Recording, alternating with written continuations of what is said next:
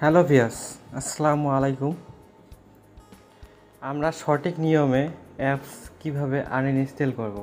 আমরা যেভাবে apps uninstall করি, এগুলো অ্যাপস আনইনস্টল করার পরেও কিন্তু আমাদের ফোনে থেকে যাওয়ার কারণে কিন্তু আমাদের ফোনটি অনেক সময় অনেক স্লো হয়ে যায়। এই জন্য আমরা এভাবে অ্যাপস আনইনস্টল করব না। আমরা এইভাবে অ্যাপস আনইনস্টল করলেও যে আমরা চেপে ধরার পর আনইনস্টল লেখা আসছে, আনইনস্টলে ক্লিক করে দিলে অ্যাপসটা কিন্তু আনইনস্টল হয়ে গেল। এটা কিন্তু মোবাইল থেকে একদম পার্মানেন্ট চলে গেল না, এটা কিন্তু থেকেই গেল। এই পার্মানেন্টভাবে এই অ্যাপসটি আনইনস্টল করার জন্য আমাদেরকে একটি কাজ করতে হবে, সেটি হলো আমাদেরকে প্লে স্টোরে যেতে হবে। প্লে স্টোরে আসার পর আপনার উপরে যে ছবিটি দেখতে পাচ্ছেন, এই ছবিটিতে ক্লিক করে দেবেন। ক্লিক করে দেওয়ার পর আপনারা এই যে ডিভাইস ম্যানেজ অ্যাপস অ্যান্ড ডিভাইসে ক্লিক করে দেবেন। ক্লিক করার পর আপনার এখানে আরেকটি অপশন দেখেন, এই যে ম্যানেজ একটি অপশন আছে, এই ম্যানেজে ক্লিক করে দেবেন। ক্লিক করলে এখানে আরেকটি অপশন চলে এসেছে অনেকগুলো। আপনারা ইনস্টলে এই দেখেন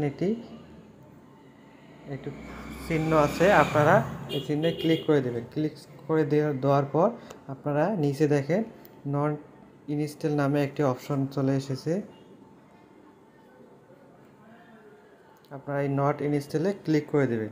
ক্লিক করে দেওয়ার পর আপনারা দেখেন আপনারা যত অ্যাপস ইনস্টল করেছেন, সবগুলো আনইনস্টল করেছেন, সবগুলো কিন্তু এখানে জমা হয়ে আছে।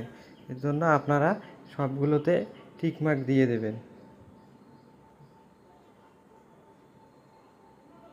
আর এখানে সবগুলোতে টিকমার্ক করে দিয়ে উপরে দেখেন একটি অপশন আছে, ডিলেট নামের একটি অপশন আছে। আপনারা এই ডিলেটে ক্লিক করে দিয়ে আপনারা রিমুভে ক্লিক করে দেবেন।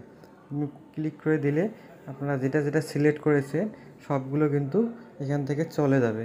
এখান থেকে আপনারা এইভাবে সবগুলো কিন্তু টিকমার্ক করে দিয়ে আপনারা এখান থেকে রিমুভ করে দিতে পারেন। রিমুভ করে দিলে আপনার ফোনটি অনেক স্লো হওয়া থেকে বেঁচে যাবে। আর অ্যাপসটি আপনাদেরকে মোবাইল পার্মানেন্টভাবে ডিলিট হয়ে যাবে। হওয়ার পরে মোবাইলটি আপনাদেরকে অনেক ফাস্ট চলবে। ভিডিওটি যদি আপনাদের কাছে ভালো লেগে থাকে তাহলে আমাদের চ্যানেলটি একটি সাবস্ক্রাইব করে আমাদের সাথেই থাকবে।